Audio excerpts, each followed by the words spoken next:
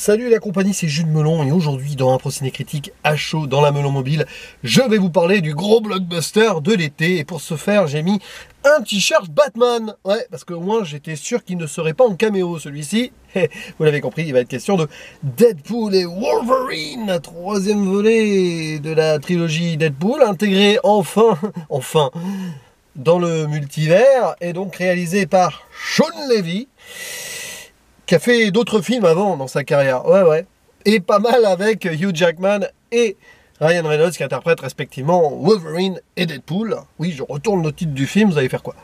Et autre apparition, je vais pas tous les citer, hein, puisqu'en plus il y en a qui sont surprises, il y aura une zone spoiler.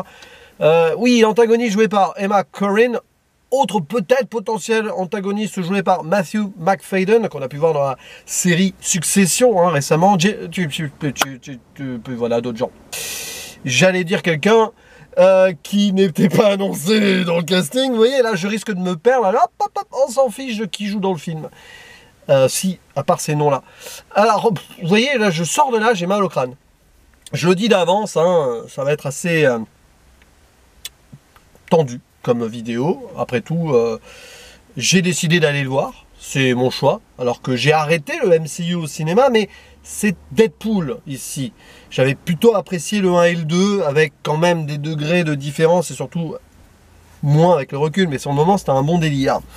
Donc je voulais quand même m'intéresser de façon un petit peu morbide peut-être, curiosité morbide, disons-nous, à ce qui allait être fait là et comment ça allait être intégré dans le MCU, sachant que j'ai un peu lâché ces derniers temps. Voilà, j'ai pas vu de Marvels, j'ai pas vu la deuxième saison de Loki. Peut-être ici il y a des choses qui m'ont échappé, j'en sais rien, peu importe.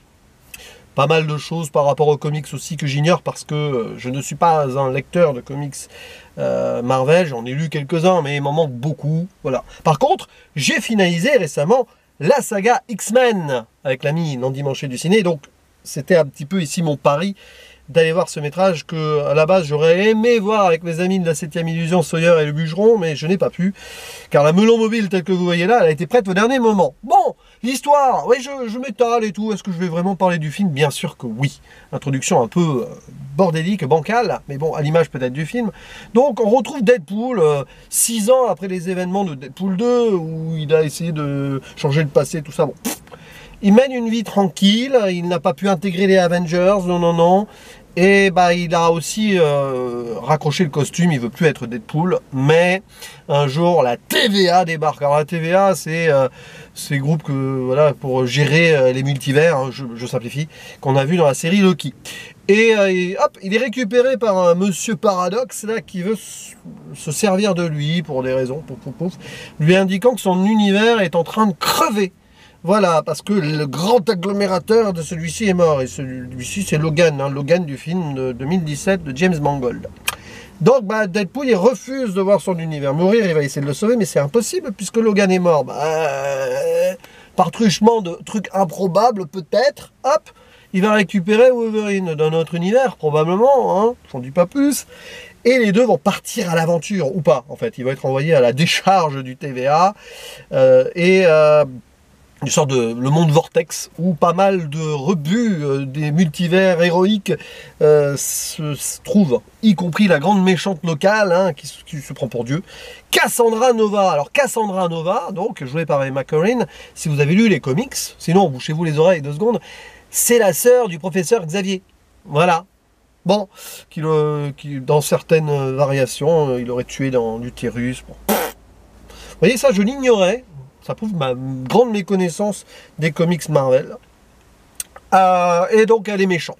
Et elle utilise des mercenaires méchants parmi certains des têtes qu'on connaît. Et d'autres personnes qu'on connaît aussi qui vont essayer de les affronter aux côtés de Deadpool et Wolverine, puisque c'est un festival de caméos. Est-ce que c'est au niveau de No Way Home dans, on va dire, l'indécence ou le fan service? L'indécence, non. No Way Home, c'était pas indécent. C'était juste trop. C'est un film qu'on avait vite oublié en fait après la hype. Ce Deadpool et Wolverine, peut-être que finalement les caméos sont mieux utilisés, du moins sur le principe ici, mais le film il est dans une indigence assez incroyable, dans le sens où l'humour Deadpool peut fonctionner de temps en temps, mais il est bouffé par des enjeux qui n'en sont pas. C'est-à-dire qu'on nous crée crée des situations où on devrait avoir de la tension, y compris jusqu'à la fin. Mais ça ne prend absolument pas, parce que ça ne colle pas dans cette... Deadpool dans le MCU, tout ça, les multivers, ça ne fonctionne pas. Je ne suis pas entré dedans. Alors, il y a des moments sympathiques, j'ai envie de dire, tout le début, il y a quelque chose. Mais, malheureusement, là où ça fonctionne sur certaines blagues et sur certaines scènes d'action, derrière, il y a un fond, il y a un propos que je trouve... à la Deadpool, donc ça casse le quatrième mur, hein, tout ça, machin, parle à la caméra, machin, plus que ça même. Hein. Donc forcément, référence MCU, Marvel, Disney, la Fox, bien sûr, mais là on touche quelque chose qui va au-delà du cynisme selon moi, parce que il y a une forme de manque de respect, mais qui est voulu dans la blague, attention. Mais là je trouve qu'on est rentré dans l'excès du truc, et puis c'est tellement artificiel que tu sens qu'ils y croient pas. En fait, ce qui pourrait être un hommage ou etc. derrière. Non, c'est vraiment pour se fiche de la gueule de ce que fait le marketing Disney, c'est-à-dire englober la Fox, etc. Et moi j'ai trouvé ça lourd, très lourd. Ça aurait pu fonctionner sur 2-3 références, machin, mais ça va être un fil rouge. Et même que voilà, certains caméos rentrent dans ce fil rouge-là indirectement, ce qui aurait pu être intéressant sur 2-3 points, finalement, c'est vite bazardé. Et on arrive à la conclusion qui fait mal à la tête. Dans le sens où, bon, des scènes d'action qui sont plutôt sympathiques dans la première partie. J'espère à ce moment-là que vous avez apprécié au moins la première heure. Parce que derrière, c'est de plus en plus le bazar. En fait, il y a un tournant dans le film à ce niveau-là, c'est quand on rencontre l'antagoniste. Et ensuite, ça ne fonctionne pas. Tout simplement, ça ne fonctionne pas dans la mise en scène, si on peut appeler ça une mise en scène. C'est assumé dans des effets spéciaux pas trop finis, machin. Dans le trailer, on voit le sabre qui passe à travers un moment Deadpool. C'est dans le film tel quel. Et franchement, ça, je ne sais pas si c'est un clin d'œil, humour, voyez, les effets spéciaux pas finis du MCU, tout ça. J'ai peur que ma caméra tombe, hein. Ça fait 2 fois dans la vidéo que je la remets comme ça. Non, non, absolument pas, non, il faut pas. Parce que là, en fait, c'est un manque de respect envers ceux qui finalisent les CGI.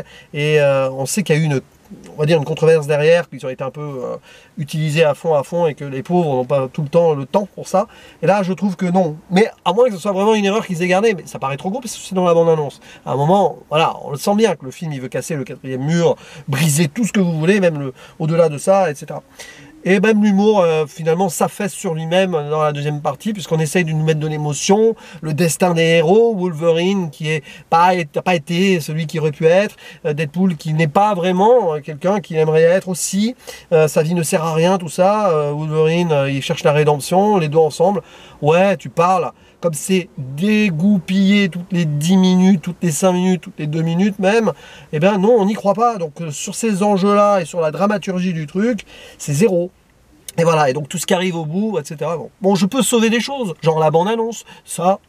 la bande-annonce, la bande-son, désolé, le film m'a mes premiers degrés fatigué, j'ai mal au crâne, donc cette vidéo, elle est pas bonne, je le sais, je le dis d'avance, mais c'est pas grave, je donne mon avis, parce que je sais que les gens quand même veulent m'écouter sur ce point, et puis j'y assume, hein, je suis allé voir le film.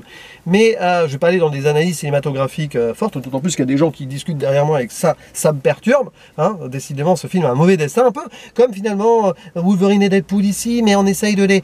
Non. Donc je disais, la bande son, oui, il y a des bons moments pop, alors... Il y a une baston sur du Grease, oui, il y a une référence comédie musicale, parce que Hugh Jackman, il a joué dans The Greatest Showman, vous voyez, il y a ça, il y a donc, oui, le Grease c'était sympa, des trucs pop des années 2000, surtout, j'ai reconnu les Goo Goo Dolls, la baston dans la décharge, là, c'est Hellsbears de AC/DC, ouais, ça fonctionne bien, avec un bon montage sur certains moments, ça se veut cool, et regardez, on va être cool et tout, voilà, ouais, super, ouais, mais arrêtez avec ça, c'est bon, on a compris que Deadpool, il cassait le quatrième mur, bien sûr, il nous les brise avec le quatrième mur et pas que ça. Du coup, oui, à un moment, c'est tellement superflu et artificiel que finalement, on ne profite même plus de l'action. Tout est annoncé en mode « Ah oui, mais c'est méta et tout !» Ça a ses limites. D'autant plus quand tu essayes de mettre des enjeux et des scènes de baston qui fonctionnent bien. Le gore avec, tout ça. Bref, c'est du Deadpool. Mais c'est du Deadpool qui est écrasé par donc cette histoire de multivers et ce MCU. Ah oui, enfin, il est dans l'MCU. Super. Oh là là. Wow, extraordinaire. Bref, spoiler, parce que je préfère que la vidéo ne dure pas trop longtemps. Oui, il y a plein de caméos. Sur certains points, il y en a qui sont intéressants. Sur la possibilité de... On fait revenir Blade et Elektra. Alors, dans cette optique du vortex où donc il y a des rebuts de ces multivers, des héros qu'on a jetés, des films qui ont été oubliés, qui ont été jetés, qui n'existent plus, puisque maintenant c'est le MCU, la franchise et tout. Blade va être refait normalement, hein. Le film c'est un peu une chimère, mais bon, normalement c'est signé, etc. D'ailleurs, Blade, à un moment, il n'y aura qu'un seul Blade dans tous les multivers. Non, c'est faux. Deadpool, il fait un regard caméra. Bon. Oui, alors l'idée n'est pas bête, parce que comme c'est un monde oublié, machin, là, on leur redonne une possibilité de faire leur conclusion. Et ils servent, hein, enfin. Donc oui, oui. Et on inclut là-dedans, alors, le personnage qui a été spoilé dans la dernière bande-annonce, donc X-23. Donc oui, hein, vous retrouvez Jennifer Garner, j'ai failli dire son nom tout à l'heure, et Wesley Snipes. Et ainsi que la jeune, alors je me perds, il y a trop de noms là, bon bref, celle qui jouait... je ne la retrouve plus. X-23 dans Logan, elle est là, elle a grandi, etc. Mais c'est plus le même Wolverine et tout. Donc oui, ça c'est sympa et tout. Mais bon, bah oui, c'est des faire-valoir. Ah oui, et alors ça c'est très... il n'est pas apparu dans notre film, d'ailleurs il le dit. Hein. Ah, il y a certains des héros qui n'ont pas pu faire ce qu'ils auraient eu envie de faire. On a Gambit joué par Channing Tatum, voilà. Pourquoi pas. Peut-être qu'un jour il y aura un film sur Gambit, du coup. Un petit spin-off comme ça pour revenir en arrière, etc. Okay.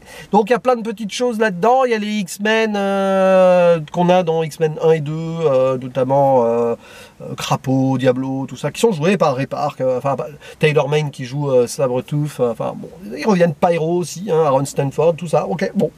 Mais bon, c'est pas vraiment brillant non plus dans cette utilisation. Et alors... On a aussi un caméo d'Henry Cavill qui joue Calverine, hein, c'est ça, un truc comme ça, enfin bon bref, Wolverine façon Cavilverine, voilà. Pourquoi pas? Après tout, il était dans l'autre univers, voilà. Mais ça, voilà, à un moment j'ai lâché prise de tout ça, tous ces caméos machin, même si certains à la base peuvent avoir un intérêt et sont bien intégrés dans l'idée, mais au final c'est très anecdotique.